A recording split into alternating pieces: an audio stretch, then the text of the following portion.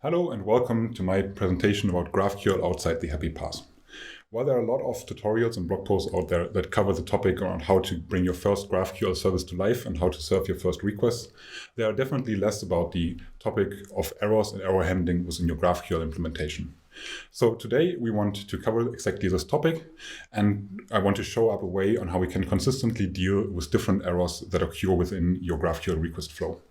We will cover expected and unexpected errors, what the difference is between them, and why we should treat them differently. We will also shortly cover the concept of the partial success and why that's important in GraphQL and different to the REST implementations when it comes to error tracking and handling. Why am I actually a good person to talk about that topic? I have been an API developer for roughly 5 years and then started at around 2018 with GraphQL. When we started developing our first GraphQL service in Contentful, we had in our team little to no knowledge around GraphQL. We were just looking into it. We had some proof of concept running, but we wanted to make sure that our customers can deal with the API in a good way, and that includes errors. So we were running a few developer experience experiments to figure out what kind of details need to be in there, what makes a good error, how we can communicate them, and so on. So in the end, we are now at an API that serves at around 4 billion monthly requests, including our CDN, of course. And we have a service that actually generates a couple thousand of schemas every month, because in Contentful, every customer can basically define their own GraphQL schema. So let's jump right into it and look on a very simple example. So this is just a short GraphQL query, nothing too exciting in here. And then something happens with this string of text. And in the end, we get some JSON back. And that JSON looks closely related to the format we have sent. What happens in the meantime? What happens from sending this request to getting your response? The first point is the transport layer. So usually everyone is saying GraphQL is transport independent, but in real life solutions, it's usually HTTP. Some WebSockets might be in there. You could technically use something else like gRPC, but the de facto standard is GraphQL via HTTP, and it's even so common that there is its own specification around this. On the transport layer, there can be various things happening, but they're less related to GraphQL. So for example, when a query string becomes too long, when your post body is too big, those are things that can also happen with your REST APIs, of course. Also, user-side errors, like you haven't sent any authorization header or it's an invalid token. Those things all happen before you actually start executing your GraphQL flow. Then you have schema level errors. Most of you won't really run into this problem during your production deployments, but more on the developer experience side. So when you are changing your service and you introduce some new types, you might get to naming clashes. You might start a type name with a number, which is not allowed in the GraphQL specifications. All those kind of things are causing schema level errors. They are usually covered by tests because they would just fail because there's no schema to execute against. But for Contentful, we have to cover them actually in our request pipeline because we are generating schemas on demand based on what our customers gave us as input.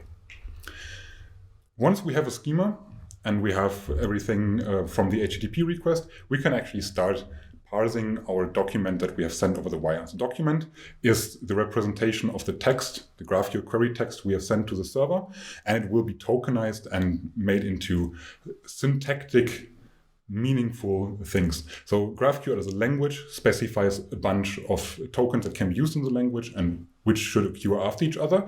And this is just what is done here. So there is no actual knowledge around the schema required here. It's just about whether you typed it correctly, more or less. So for example, here you can see when we missed an E in the query, it is not valid anymore. And those kind of errors would be caught at this stage. Once we have made sure that the request that was sent is actually syntactically valid, we want to give it some semantic meaning as well. Semantic meaning here means we actually apply it against the schema that we are working with. And a schema imposes more strict things than any syntax could do.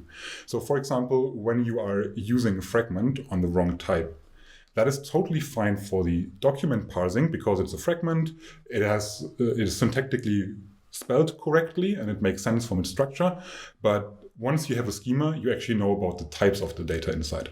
So when you take a fragment that is not applicable to, or cannot be applied to a specific type, then this will fail in this stage here. You can also do your own custom validations. And I think the most infamous here is query complexity, because you want to guard your API from being abused with too many data requested at once. This will also happen here because you know which selection is made in the query document and how complex it is to fulfill on the schema side.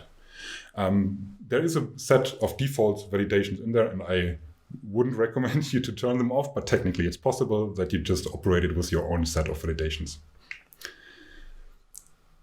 Once we have made sure everything makes kind of sense that we want to execute, we start the execution phase. So we actually go in, run the resolvers, and do everything that the actual business application logic. In here, of course, a vast variety of errors can happen, but most of them actually just come from the resolvers that you have been writing. It also includes things like scalar values. So here's an example for when you have sent a date time thing that doesn't follow an ISO date. So we sent this, it's not an ISO date. We only know about that once we're actually working with our custom scalar. We don't know about that up front. All those things will be thrown out of the resolver and will then be made, or will be formatted within the execution phase. So now that we know where in the request pipeline errors can come from, how do they actually look once we are serving them back to the customer? This here is a minimal GraphQL specification compliant error. Next to the data that you get back, you also get an errors key, and this is a list of different things, different objects that comprise out of message and also locations and path, if they are known. So sometimes in a validation error, like query complexity again, you don't actually know where exactly the error has happened, but you know there is an error. So they wouldn't have any location or path. But good best practice here is always put them there if you know about them, and actually they're most of the time added automatically when you use the GraphQL reference implementation. So when we have our error, what is the next step? The user should know what they are doing and what they're doing next. They should know how to get out of the error case. So, and what to do next can be here as simple as just like retrying, or maybe even like changing the query that they're sending. The key point here is that the user should make an informed decision on what to do next. They shouldn't feel left alone. Also, in the end, you want the machine to be able to properly parse the errors that you can get back, so that when you're like using it in a production environment, you're not failing because you're parsing an error wrong, something has changed. You want to know that you can process it with your code that you've written. So what can we do to actually make an error more user-friendly? We can use only specification compliant fields. That's the main point here. If you put something else in the errors, literally no implementation out there in the wild will know about it. So it most likely will be omitted, or even worse, in strictly typed languages will cause some errors. You can use you should use as many of the available fields that you have in the specification, like location and path, if you know about it. And then there's like this pretty nice extensions property you can put on every error. And we will look on how this will be structured in the end, but my recommendation here for the moment is use a namespace that is likely not to clash with anyone else. So for us at Contentful, we just put it under extensions, Contentful, and then we put our own data there. In there, we provide a static error code, and I think that's key, and I'm a bit confused that it's actually lacking from the GraphQL specification, because a static error code makes sure that you can change your error wording to make it more understandable for the user, while not breaking any functionality for a machine processing it. When you would change how your error is only have a message, and you would try to parse it by your machine, and you change the wording, it's always a breaking change because you cannot rely on that people will still be able to work with it. Also, and that's really a key thing here, is add some request ID. Add some identifier that you can use to actually look up the request when something goes wrong. When a customer reaches out to you, you don't want to be sifting through your logs trying to find that one specific request that failed. You want them to be able to provide you a request ID, and you can look up everything else afterwards on your side. So with all that information, how can a useful error look like, which is still GraphQL compliant? Like this. We put an extensions object here. We put Contentful in there as a nesting. This allows for other APIs to be stitched together with it without overwriting data. So for example, you could combine it with the GitHub API and would still have all the Contentful error information available. The code here, internal server error, okay, fine. We just mask the error. We give you some request ID and we're good to go. But we can actually go even further. So for example, if we know the error is about locale that we don't know, what we can do is we can add some details and put the available locales in there. So here, this is the part about the informed decision. The user now knows that the locale they have sent is not available, but they also know ENUS and ESES are available, and they can pick from one of the two locales, rerun the query, and now hopefully get a successful result.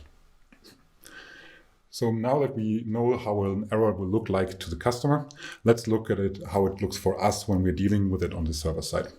The GraphQL reference implementation ships with its own GraphQL error type, and it's a good practice to keep this as the topmost expected error form. It can wrap other errors inside and contains a bunch of useful information for your housekeeping to create good errors. So first of all, it has a message, of course. We won't be using this message much, but it can be used to directly map one-to-one back to the message field within your errors.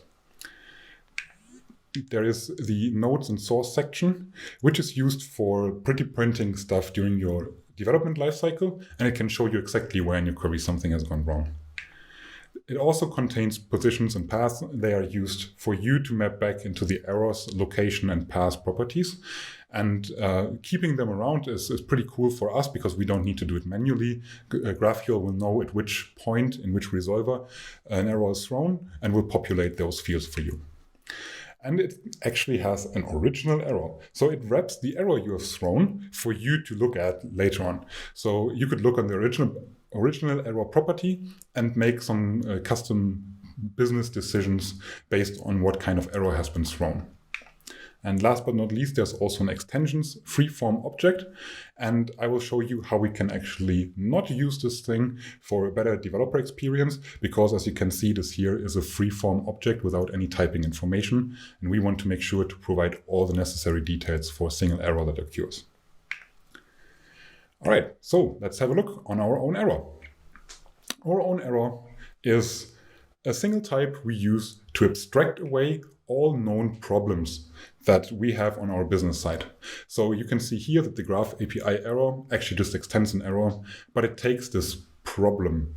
The problem is just stored on the error and passed during the creation time. So you just take it, store it on the error, and later on we can use it for making decisions.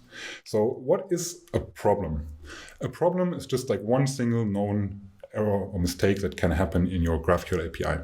So for example, in the execution pipeline, we have this unknown locale, as we have seen earlier in the example. We know that an unknown locale should have some more properties attached to it. So we will be looking on how we will do this afterwards. Also unresolvable links, for example, when you try to follow through your graph and some entity doesn't exist. You only know that during the execution time, so it's an execution problem. There are other problems. So for example, query validation problem. When you don't send a query, it doesn't have the right format. The variables don't have the right format. They need to be provided as JSON. All those things can be grouped together in a category. And in the end, those categories are grouped together in a single type problem. So now that we know what a problem is, we actually need to give it some information that it requires more information when you create it. So whenever you want to throw an invalid query error, an unknown locale error, you want to make sure that this point in time also provides you a list of available locales and the one that has been requested. So there are others, like the missing query, where you don't have any information you need. The unknown locale here is defined then as an interface that is of this kind, and the kind is always exactly one single of the problem kinds. This makes sure that we can later on use a feature from TypeScript called discriminated unions. So whenever you construct anything which has the kind defined, all the other properties in that interface will become required as well. Here it would be the unknown locale code and the available locale codes.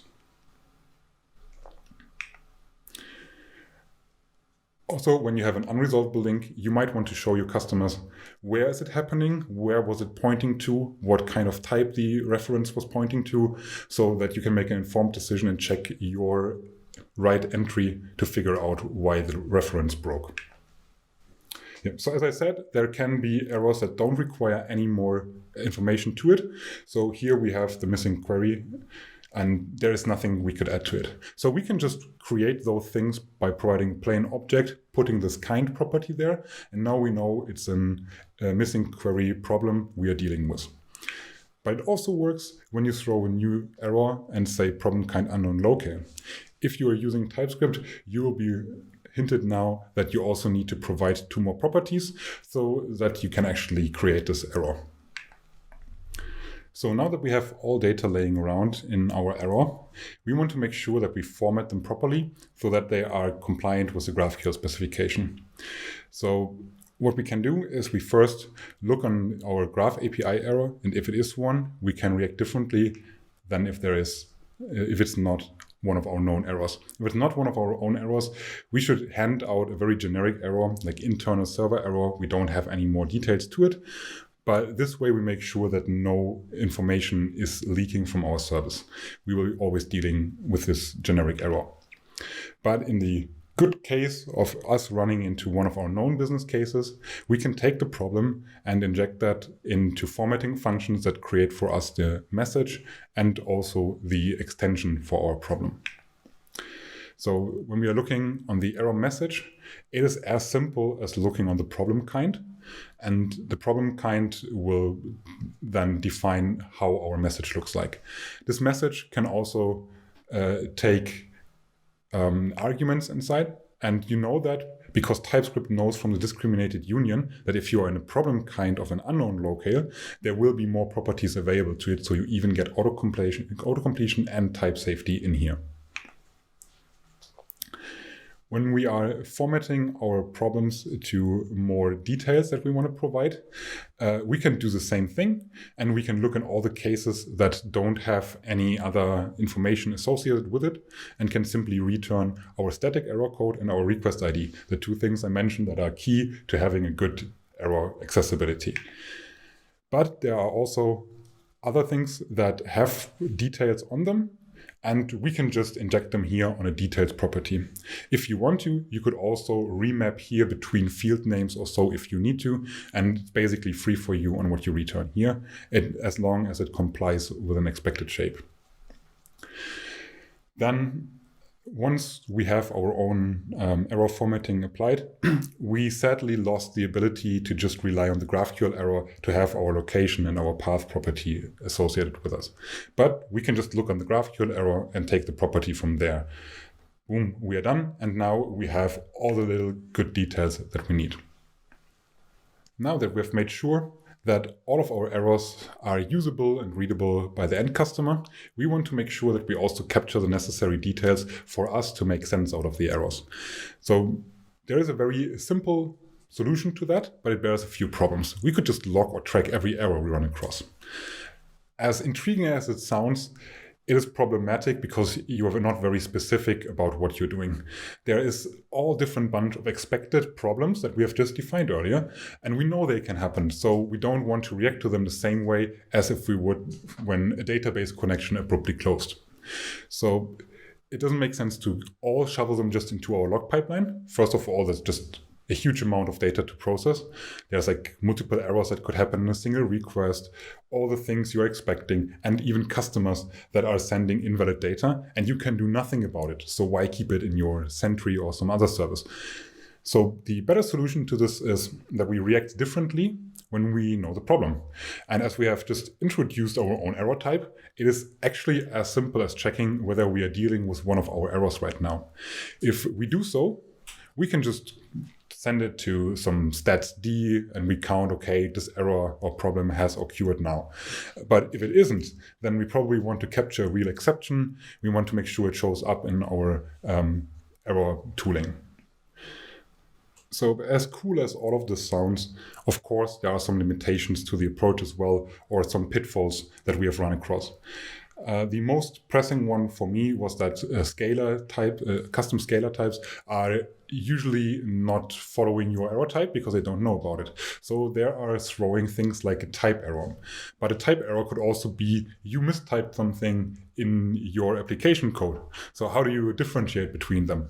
There's no good solution to it, but the best I could find was that you could wrap them early.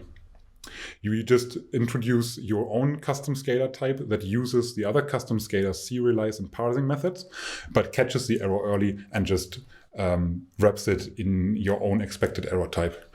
The same is for custom validations. They might also just throw other types than expected. Good libraries, like for example, the query complexity implementation, allows you to throw your own error when something goes wrong. So here we can just put our own error type in there and ignore the one that has been coming out of the validation module. In general, that is the recommended approach for all other errors you could find. Make sure that you catch them as low as possible, rewrap them, and then proceed as we just showed. While preparing this talk, I stumbled across a bunch of nice related work I want to show you. The first one is Envelope. Envelope is a plugin system for GraphQL, and they provide a bunch of useful utilities you can apply to your schema. One of them is the use mask error plugin. So they are doing the same as I've just shown you. They use only a single envelope error, and every envelope error that is thrown is propagated to the user with some formatting applied. All the other ones are masked, and you will just receive some sort of internal server error. So this is pretty cool, and I actually intend to try to move to this because it's good to keep it aligned with newer development efforts. Also, in a very recent V8 version, there was a new thing called error causes introduced. So V8 is the engine that backs Node.js. So that will be coming to Node.js in the future. But of course, we cannot really make use of it until the last supported version of Node without the cause is unmaintained. So this is something for just the far future, but it's pretty cool that they pick up the similar concept of the original error, just in a more standard way. And with that, I thank you for your attention. You can reach out to me on Twitter under this handle, and have a good rest of the conference.